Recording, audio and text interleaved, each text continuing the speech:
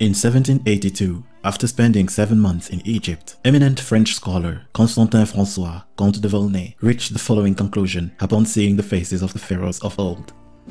On seeing that head, typically Negro, in all its features, I remembered the remarkable passage where Herodotus says, "As for me, I judge the Colchins to be a colony of the Egyptians, because like them, they are black with woolly hair." In other words, the ancient Egyptians were true Negroes of the same type as all native-born Africans. Just think that this race of black men, today our slave and the object of our scorn, is the very race to which we owe our arts, sciences, and even the use of speech. Constantin François de Chasseboeuf, Comte de Volnay, from his book Voyage en Égypte et en Syrie, 1787. Then in 1829, after spending several months in Egypt, another eminent French scholar, Jean-François Champollion, later hailed as the father of Egyptology and the decipherer of the hieroglyphs, reached the same conclusion after spending time studying the monuments of Kemet. We find there Egyptians and Africans represented in the same way, which could not be otherwise. But the Asians and the Europeans present significant and curious variants. This was written in a letter to his brother in 1829. Now I bring to you the opportunity to observe and appreciate the statues of every pharaoh of the Middle Kingdom, so that you too can understand why these two eminent experts reached that conclusion after observing the Kemet monuments. Then you will understand why modern Egyptology is afraid that you too, the public, upon seeing the same monuments, will be susceptible to reach the same conclusions. That is, that the ancient Egyptians were simply black Africans. Keep these two quotes in mind and enjoy the video. You guys are awesome. 1000 likes within a week. So as promised, part 2 of looking at the real faces of the pharaohs of Kemet. In the last part we looked at the Nswt of the Old Kingdom. Nswt? What's that? Nswt is the real title of the pharaohs of Kemet. In this part we look at the Nswt of the Middle Kingdom. Let's see if they too have noses like this and lips like that, as the great Zahia was once said. Shots fired! Shots fired! Since to the Egyptologists and mainstream media, the only black pharaohs were from the 25th dynasty, let's see if the iconography of Kemet supports this view, shall we?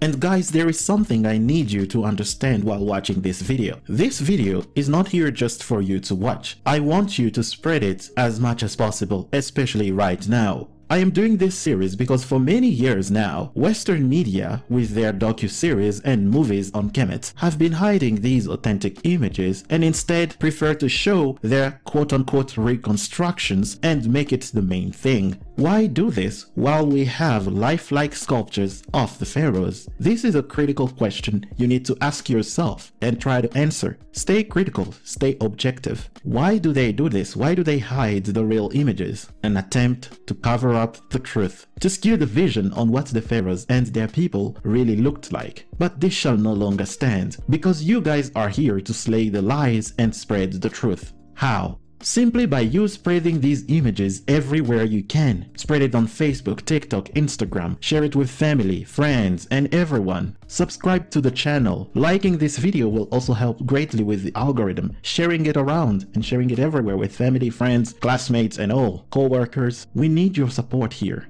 I want you to understand that you, the viewer, are very important players here. You have the immense power to bring this truth to the greater public. I want you to understand that you are a crucial part in the spread of this truth. We need your backup and support to get this done. My part was to make this video and images available to you. But without you spreading the truth, sharing this video around, this video would be swallowed by the YouTube algorithm. This is what I want you to have in mind while watching this video, and press the like button to help with the algorithm. Many people haven't seen these images because they are hidden in museums and they are almost never shown on TV, and people who make YouTube videos on the subject of Kemet's racial makeup certainly never show these images. And it is for a reason that they do this. I can think of two people right now. You know the two people, one is a lady and one is a man, but I'm not gonna name anybody.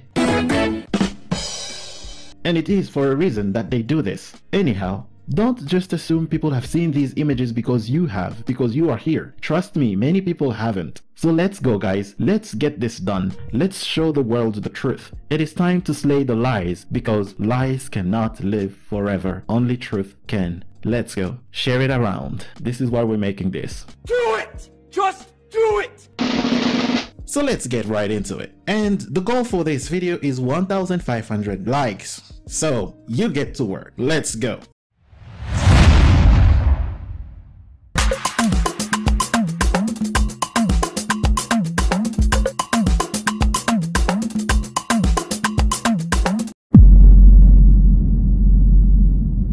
So, the Middle Kingdom. The Middle Kingdom lasted less than 300 years. It had only two dynasties, dynasties 11 and 12. Hey Erykah, last time we stopped at Dynasty 6. Yes, I know. This period of the Middle Kingdom came after the first intermediate period of turmoil when the nomarchs of each part of Kemet rose up against the Pharaoh. Anyhow, feel free to check the previous video where we looked at the pharaohs of the Old Kingdom. You will certainly be amazed at the features you will see on the original statues. Anyhow, the Middle Kingdom. Their founder was Intef the Elder, but the one who really united the kingdom was Mentuhotep II. Mentuhotep I is also hailed as the founder, so we're not sure who really is the founder. The texts mention him as the ancestor who came from Upper Kemet and brought prosperity to the two lands of Kemet, as his ancestors Narmer had done once in the past. Mentuhotep II brought economic growth and stability to the land once again. He brought back Ma'at and put down the rebellions of the nomarchs. He is one of Kemet's greatest pharaohs. His name means Montu is satisfied. Montu is the falcon god of war.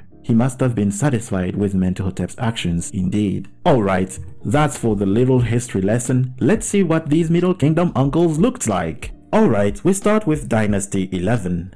Dynasty 11 lasted from 2134 BC to 1991 BC. The Nswt of this period were Intef or Antef the Elder, then Mentuhotep I, Antef I, Antef II, Antef III, Mentuhotep II, then Mentuhotep III. Now let's look at the first image we have from this period. We don't have images of Mentuhotep I or any iconography of him. We don't have any imagery as well of Antef the Elder. But what we have is this image of Antef I. Antef I. Look at Antef I over there. We first look at his features from the profile view. You can see that his nose is a flat nose, typical in Africa, of course, and it's not aquiline. I like to repeat these because some people will be like, what makes you see that he's a black man? You look at the features, man. Some people say they see a black man when they see their DNA. Dude, look.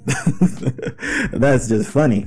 Some people come and tell me often in the comment section, You can't tell someone is a black man by looking at their features. Their DNA is the one that is the sealing matter. Really? So when you saw Jay-Z, how did you know he was a black man? Did you check his DNA? You see how silly that is? Anyhow, we look at his features. Antef, flat, broad nose. You can see from the side, that's a flat, broad nose. And his lips are full. Very full. And then his hair, they'll say it's a wig, but I don't believe it's a wig. It's a natural hairstyle from Kemet and Kush. But they'll say, no, these Eurasian pharaohs just preferred to wear Kushite wigs for some reason. And they liked to represent themselves with typical African features, not the elongated nose protruding of the Levant or Southern Europe or Mediterraneans. No, not the less full or lack of full lips of the Eurasians in general. No, they preferred these typical stereotypical African features. Come on. Anyhow, Intef or Antef I was clearly a black man, and he was a great pharaoh. He also contributed to the economic prosperity of the Middle Kingdom. And his hair, compare it to this Kushite head from, I think it's a foreign representation of a Kushite, a typical Nubian man. And see the hair, see the similarities, and now compared to a real life woman from the Sudan, the hairstyle is still practiced today in Africa. Can we find this in Eurasia? A question to be answered in my following series that you can check out in my next video. Alright, let's look at the next Nswt of the Middle Kingdom, Dynasty 11. I name Mentuhotep II. Look at my dude. Now this was a handsome man. Pause. Pause. No homo. Why are you gay? Who says I'm gay? You are gay. Riley said we have to say no homo. Anyway, look at this man. I mean, this was a good looking man. Pause. Pause. Pause what? Pause, Granddad. If it sound gay, it's gay. And you gotta say no homo. How I know you're not a homo, Granddad, if you don't say no homo? I'm not saying no homo. Okay, you wanna be a homo? Stop calling your granddaddy a homo. Then say no homo. I don't want to say no homo. I'm a homo your ass. You don't stop saying pause. Pause. This was a good looking man. I'm sure the ladies would agree. Anyway, look at the features present on his face. Very full lips, flat broad nose. Look at the base of the nose. It's quite broad, right? It's quite lengthy. I'm gonna put some arrows there so that you can see it's like a triangle for the Africans, right? Like the base is really broad. But if you see in Eurasia, the typical feature is that the base is quite narrow, and you don't see these kind of lips in Eurasia. And the skin tone. Now, the skin tone is a topic of contention, but I believe that this is his actual skin tone. This was a jet black man who was from Upper Kemet. There are Upper Egyptians that were jet black. My take is that, to me, he was a black man. No matter his skin tone, could have been brown or jet black. He's still black. Anyway, we look at this other picture, a fuller view of it, and even from this angle, you can still see that this man, you know, he was handsome. He was also quite the ladies' man. I mean, this guy had... this guy had so many ladies. Anyway, you will see his wives. Anyway, we look at this other depiction of Mentuhotep II. Look at that. This guy, he really did a lot for Kemet. He also contributed a lot to the prosperity of the Middle Kingdom, built a lot of temples and all that, was good at warfare. He was just great. He was just a great pharaoh. Overall, he participated in architecture, he participated in art, he participated in warfare to maintain the borders, right? Because there's always someone trying to attack you. And he participated in the economy, making the economy ever greater. Mentuhotep II, great pharaoh as well. Now look at his features even from this far. You can tell those are African features. Those are typical black African features. I would say tropical African features, since these are people who originated in tropics, like any other Africans further south. Anyway, we look at this statue again from another angle. If we look at this picture, now a better profile picture, the facial prognatism is so obvious that one cannot deny its presence. And now we get a zoom on his face and boom, man, look at those features. Wow. This was a black man. Now, let's define black. Wait a minute!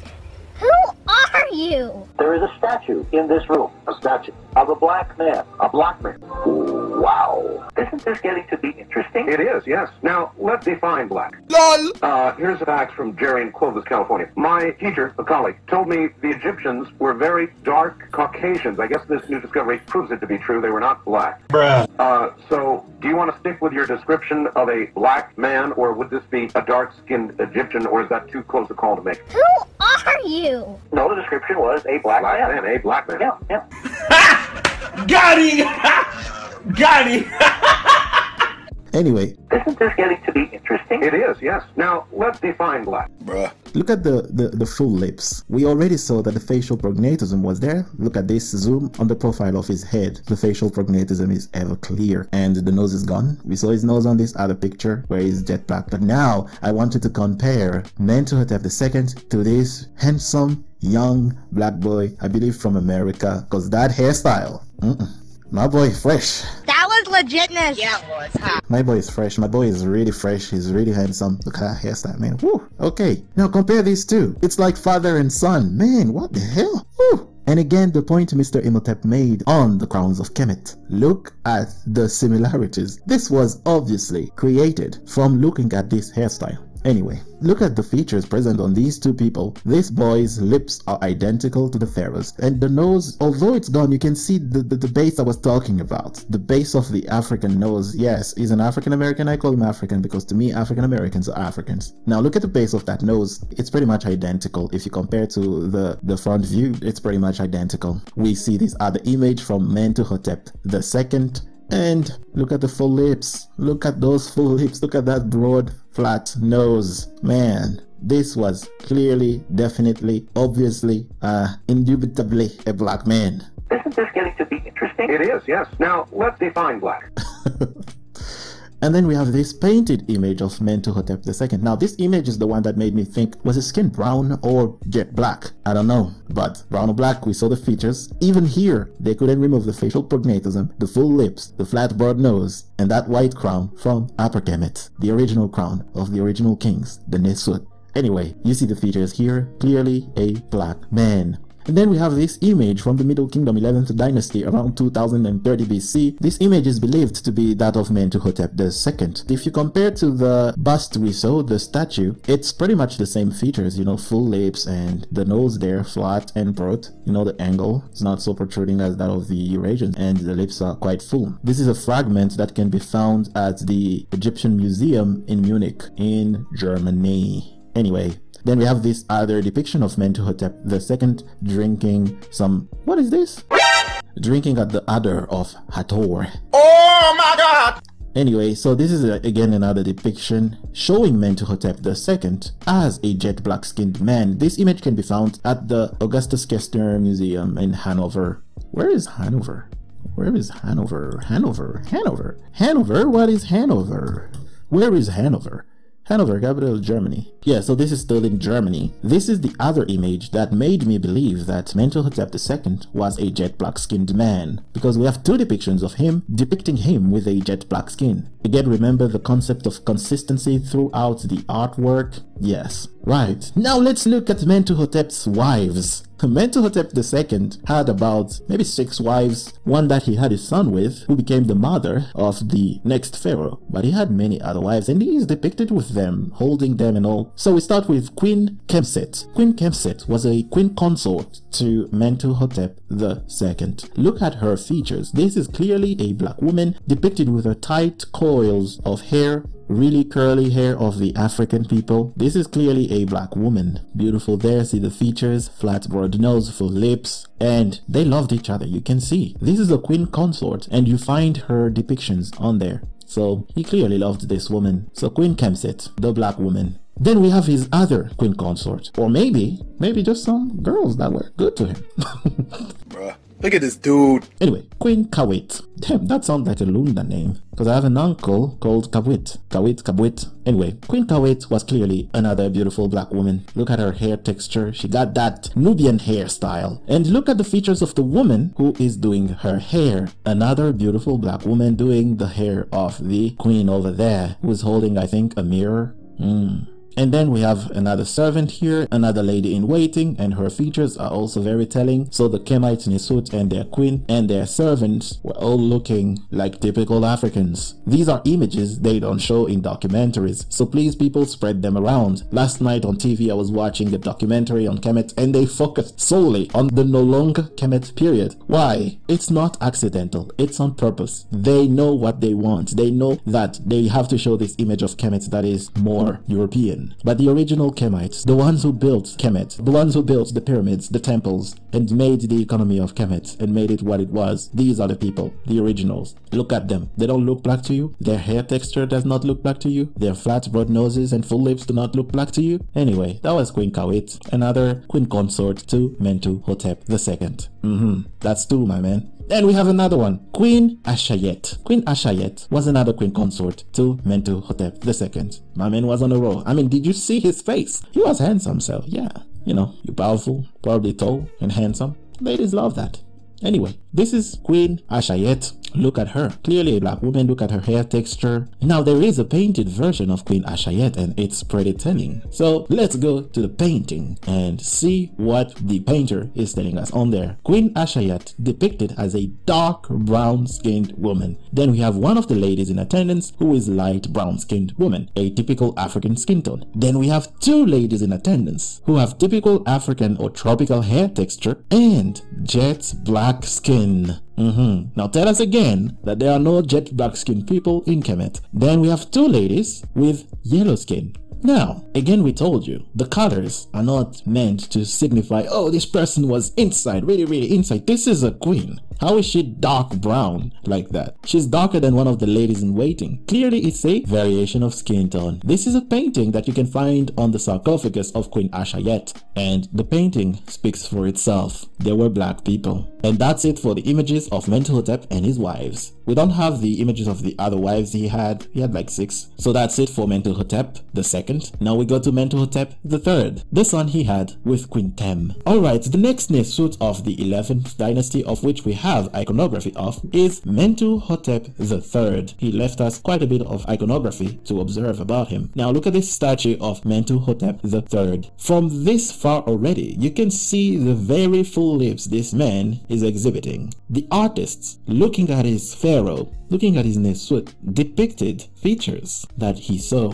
not features that he made up just for fun, because I don't believe that these images are some stereotypical way of depicting a man. It's because when you look at the sculptures of Mentuhotep II, his father, compared to his son, you can see the very clear differences in facial structure to tell you that this is one man and this is another, quite like the Eleife sculptures or the Greek sculptures. So why do we only doubt the Kemite sculptures? Because they exhibit stereotypical tropical African features, black African features. Now, let's define black. That is full lips, flat broad nose, tropical hair texture, that is so-called kinky hair texture. And when you see the skin is colored, it is dark brown, brown, or jet black. So they don't like that. So they argue against it and say, no, These depictions are not really accurate because the artist was trying to represent the grandeur of the speech of his pharaoh. That's why the lips are so full. Bruh. dude, you don't do this for Greece. You don't do this for other cultures. You only do this for Kemet because the sculptures do not fit the narrative. This was clearly a black man, and when we get a zoom on his face like this, the picture speaks for itself. Sankara Mentuhotep III was definitely a black man. Did I mention that his name was Sankara? Who else's name is Sankara in this world? Thomas Sankara of Burkina Faso, the land of honest men, my favorite president ever. He had the name of a pharaoh of Kemet. Did you know that? Please spread this information out there. Many people don't know this. Sankara Mentuhotep III had a name that is currently very popular in West Africa today. Sankara. Isn't this getting to be interesting? It is, yes. They'll still tell us that there is no connection. The features are there, the name is there, but they still say no, this was not a black man. Look at this. You see this face today, you call it, hey black boy, come over here. Anyway, Sankara Mentuhotep III with his full lips, broad nose, and that face of his, that broad face, clearly was a black man.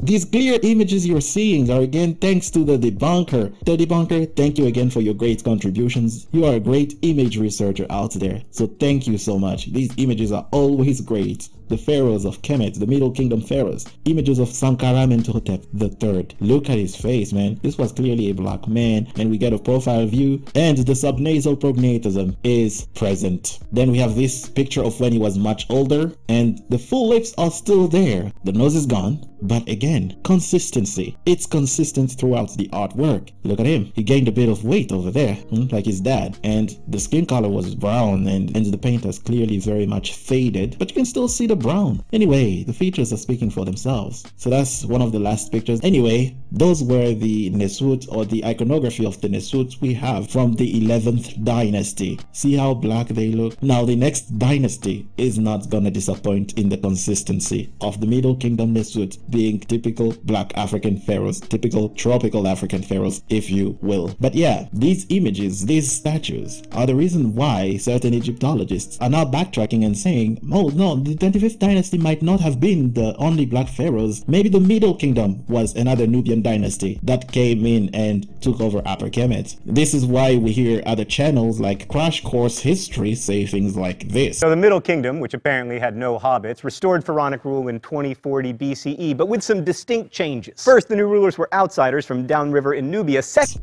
you heard him. The Middle Kingdom Nswt came from Nubia. Now this is not confirmed by any Egyptologist out there. Both Intef the Elder and Mentuhotep I, the ancestor, are not said to come from Nubia. They're said to come from Upper Kemet. There were nomarchs in Upper Kemet and stood up against other nomarchs and took over the land and brought back pharaonic rule. So no, this Nubia thing is just a way to steer away from the fact that there were Kemite pharaohs that were indubitably black.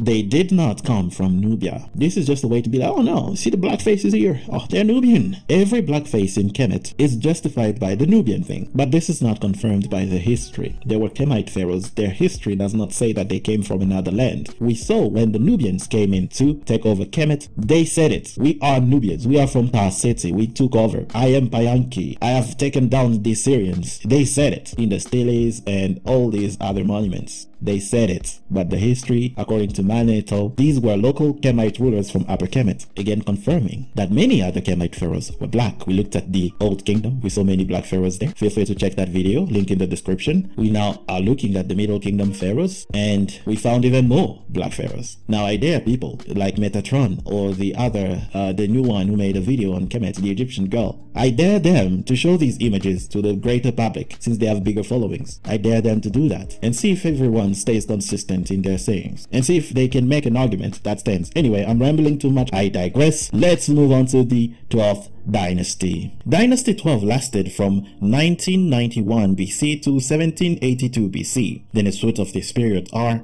Amenemhet or Amenemat the First, Sinasret the First, or Senwosret the First, because that's the original way of pronouncing the word. Senwosret or Senwosret the First, Amenemhet the Second, Senwosret the Second, Senwosret the Third, Amenemhet the Third, Amenemhet the Fourth, and Queen Sobek Neferu, the first queen of Kemet. Why am I saying the first queen of Kemet? Because that's the first queen that had a full title of Nswt, Pejet, to her name, a woman. Because in Kemet, the traditional ruler has to be a man. Although Kemet is matriarchal and the rule was passed through the female line, the rulers of Kemet was traditionally to be a man. But Sobek Neferu was her. She was like, I'm a rule because, you know, the country's in turmoil. My father's dead, my brother's dead, so I'm gonna take over. Anyway, let's look at these Amenemhet and Senwosret because everybody was taking that name. That must be because Senwosret the First and Amenemhet the First were great people. So let's go. Let's look at the first image we have. We have the image of Amenemhet the First. Yes, we start with the first Nswt because these Nswt were like, yo, we're gonna leave iconography. We need to let these people know that we were here. So they decided to leave us beautiful images like this one. Look at Amenemhet the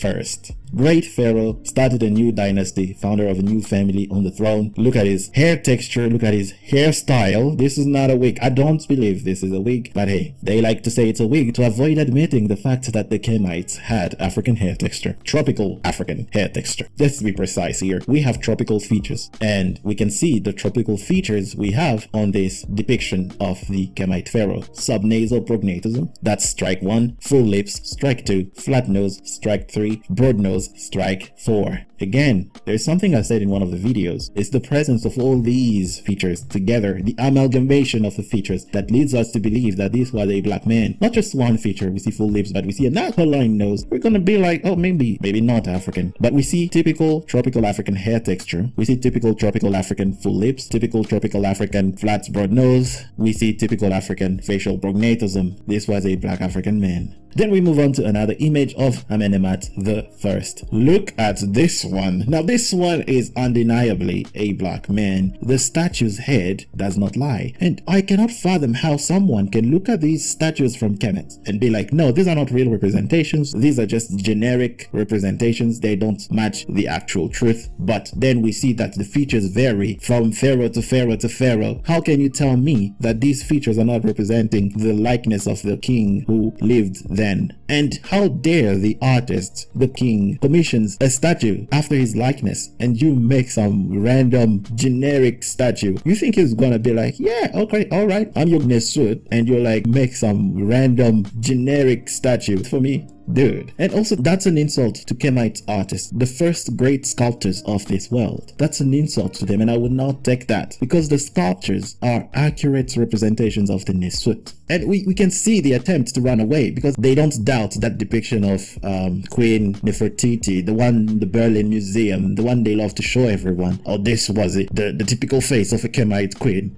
No, it wasn't. We saw 3 Kemite queens here, and that one is one image. And even that image from the Berlin Museum is questionable to say the least. Anyway, we will go over that in the next part if you get the video to 1,500 likes within a week. So we look at the features of this Kemite pharaoh. Let's go back to the topic at hand. Very full lips. Even from the front view, you can tell that there is a strong facial prognatism and that the nose, even if gone, was flat. But the debunker, again, thank you the debunker. The debunker sent me a fully detailed set of images of this great Kemite pharaoh. So let's look at the views we have. Profile view number 1, very, very present facial prognatism. Look at that profile view. Like, you can't even deny that this is a facial prognatism. Then we have this angle. I guess this is what, a 30-degree 90-degree angle profile view, and you can tell this is a black man. Those full lips, this looks like a typical black male. Now we go to Nswt the First, the black man.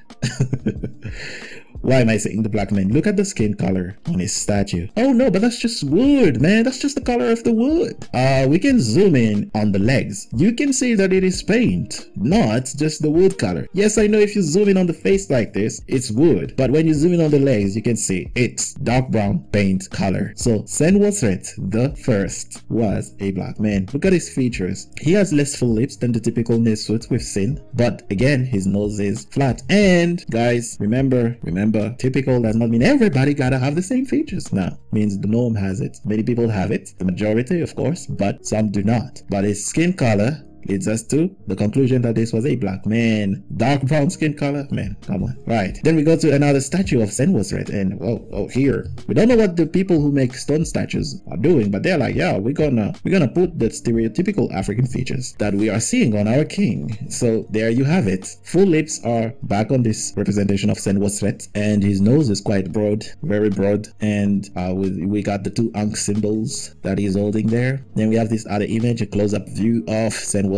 statue. From this angle you can see those popping nostrils. Yeah, that's a black man. Anyway, we have this other view of the statue, the stone statue of Nswt. Black man again, very full lips. Nswt was definitely a black man. Look at the paint fading there. Dark brown skin, original color must have been dark brown. 3,000 years later, 4,000 years later, the paint is still somewhat present. And we think that this is the actual color. Must have been much darker. Anyway, then we go to Amenemhat II. Amenemhat II was also another very telling sculpture. He looks like his grandfather. His grandfather was Amenemhat I, and his father was Nswt. Now look at those features. Full lips, protruding lips depicting facial prognatism. This is a beautiful statue. We get a closer look at his face. Yeah, you can see the typical tropical African features. Now we look at this other sphinx of Amenemhat II. The facial prognatism is still very much present.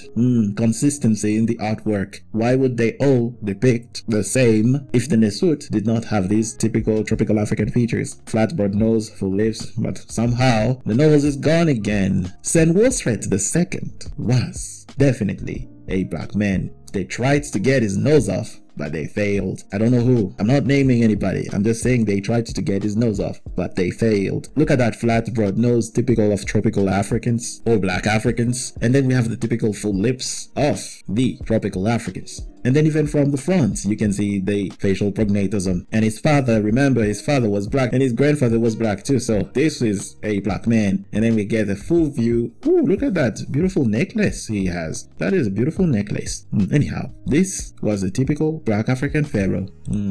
Then we have an image of Nswt III. Another Nswt, yes. The name was great, I guess. He was a very slender man. Tell me again that these statues are not depicting accurate likeness. I don't know how you can make this argument. Really, this is a really dishonest argument to make and really disrespectful to the great artists of the past. I saw that argument in the comment section and I was like, see the dishonesty? This is why they don't show these images. They know themselves that they look too black. How can I explain it away? Anyway, Nswt III. Look at his features. The nose is gone for some reason, but then we have the typical facial prognatism. His facial prognatism was so pronounced. Look at this profile view or semi-profile view of Nswt III. Look at that facial prognatism. It's so pronounced, man. That is really pronounced. You compare it to any tropical African people from Kenya to South Africa to Ghana, Congo, Rwanda, Namibia, you will see this feature coming back. I think he looks a lot like a South African, maybe a Xhosa or Zulu brother, or even a San brother. Anyway, we go again. We have these three statues of Nswt III. Yeah, he really was the third because he seems to have liked the number 3. He made 3 statues that look identical. Dude, I mean, that looks like stages of his age, right? On one he looks a bit younger, one he looks a bit taller. So yeah, the facial prognatism is very much present on all 3, on all these depictions. So again, remember the concept of consistency throughout the artwork. And then we have this other image of Nswt III. I mean, this is believed to be one of his images. But then again, you look at the facial prognatism, it's very, very consistent. Anyways, this was a Nswt from that period. It's not sure this was Nswt. Maybe it wasn't, maybe it was. but he was a pharaoh from that period, and yeah, he looks very black. Look at those full lips, look at that facial prognatism from the front. You can see it from the front. That is a strong facial prognatism. Anyway, we get this other image of Nswt III, but now we are not sure again if this is an image of Nswt III because it looks different from the other artwork. Maybe this is when he was much younger, but it doesn't really match the others. Maybe this is another Nswt from that period, but the facial prognatism is still very much present. It very much resembles the facial prognatism of Nswt III, the other images we saw. So maybe this is a pharaoh that followed him. It's possible because these dynasties are, yes, we have a list, and some of the statues are sometimes wrongly attributed to other Kemite pharaohs, but maybe this was a younger version of Nswt III. Alright, then we continue with Amenemhat III. Amenemhat III, son of Nswt III. Yes, they were both thirds. I guess he didn't want to be Nswt IV. He was like, nah, hell no, I'm getting my grandfather's name. Or great-great-great-grandfather's name.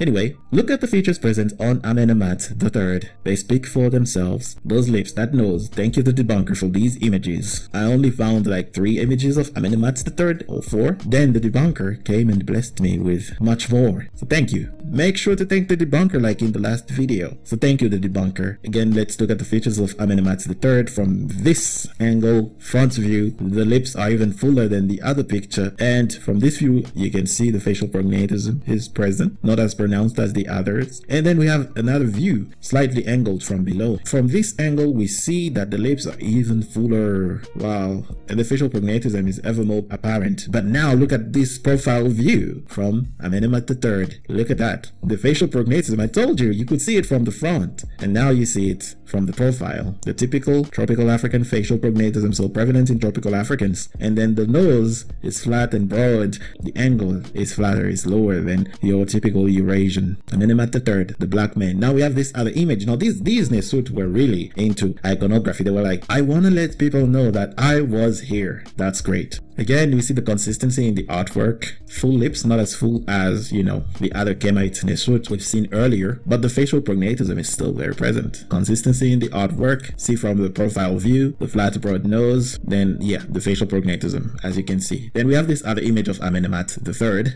Look at those lips. Just look at those lips. Again, guys, full lips. Your typical black male. I mean, you can see these lips so prevalent all over black communities. Now you understand why these images are not so prevalent. Now we have this other image of Amenemhat III with the white crown of Upper Kemet. The facial prognatism and the full lips, right, are ever present. Consistency in the artwork. This one lost its nose. We have this profile view, semi-profile view that I just received from the Debunker. Look at that. Look at those lips. Typical tropical African lips, and plus the facial prognatism. Study the artwork. You will see that the Kemite Nswt were black pharaohs. They were black kings of Northeast Africa, just like the Nswt of Taseti, aka Nubia. Then we have this other depiction of Amenemhat III. He had a lot of depictions. He really invested in art. He really loved art. He must have loved it. Then we have this Sphinx depiction. Amenemhat as a lion with his lion mane. I mean, look at the features being represented. Stereotypical African features, full lips, prognatism, and flat broad nose. We get the profile view of another of his lion's head, still facial prognatism, and full lips, and flat broad nose. Here is a closer up image of the first lion's head we got from Amenemhat III. Closer up, he even looks more like a black man. Anyhow, we have another image of Amenemhat III. Dude, they had many images. Look at this one again. Flat broad nose. Guys, just look at these images. This is why they don't show you these images. I remind you guys, this is why they don't show you. It's not an accident that they keep talking about the Ptolemaic dynasty. They keep talking about Cleopatra and Alexander III conquering Kemet. They prefer talking about the no longer Kemet period instead of talking about these great Kemite Nswt, the original Nswt of the land. Look at this other image of him, this white stone image of Amenemhat III, full lips, flat broad nose. We move on to this other image. Guys, look at this. Now, if this does not look like the typical stereotypical African tribal man, like with the panther skin around his shoulders, the locks, like the huge red locks, and the necklaces full of things and other things, man, this looks like the typical tribal chiefs of Africa south of the Sahara. Now, this is Amenemhat III, Kemite Nswt, wearing a panther skin, a typical African attire for royalty or noblemen This is how they stereotypically actually represent the African tribal men. See, this African king, he's wearing panther skin, he's wearing this. Well, this was very present in Kemet too. They used to wear panther skin, leopard skin on them. So, cultural similarities. Now, on top of phenotypic similarities, on top of them having origin in a tropical region of Africa, hence, therefore making them tropical Africans, and tropical Africans are known as Black Africans. Right, now, just look at the features present on this statue. We have another view here. You can see the panther skin even present, ever more present is even clearer on this picture. Look at the hair. These locks are... They will say, oh no, it's a wig, it's just a wig, man, it's just a wig. Anyway, why is the wig like a typical African hairstyle? I mean, if you compare to these twisted locks, right, look at the profile view, we get a better view, a closer up view of the hair here. These are typical twist locks. You can compare with these images I'm putting on the screen on the side. Typical twist locks, and the facial prognatism of our Nswt here is very present. The full lips, the flat broad nose, even if it's gone, you can tell that this nose was flat. So now, again, tell me this was not a black man. Tell me this was not a typical African kingdom, a typical African empire. Kemet was a typical African empire, the pinnacle of it. What Africans could have achieved had they been left alone. I remember the sentence from Shekan Diop when he said, the Kemite, let me pull up the quote, vis-a-vis Black Africa, Egypt has played the same role that Greco-Latin civilization has played vis-a-vis the West. We can build a body of disciplines in the humanities only by legitimizing and by systematizing the return to Egypt. In the course of this account, we will see that only the Egyptian facts allow us to find here and there the common denominator of the remnants of thought, a connection between the African cosmogonies in the process of fossilization. A connection of the African cosmogonies in the process of fossilization. I like that very much. We were in the process of fossilization when the West and the Arabs came in to interrupt it and enslave our people and destroy what our people were rebuilding. Anyhow, we're not here to talk about that. We focus on the features present on this great Kemite Nswt who left us so much of his iconography. We even have another iconography of his locks. I mean, don't say again, this is a wig. Anyway, even if it's a wig, why does it look like typical twist locks? This is a hairstyle you don't find in Eurasia. This is a hairstyle you find in Black Africa, in Black African communities all over the world, in the United States, in the Caribbean countries, in Africa itself. Guys, look at this back view.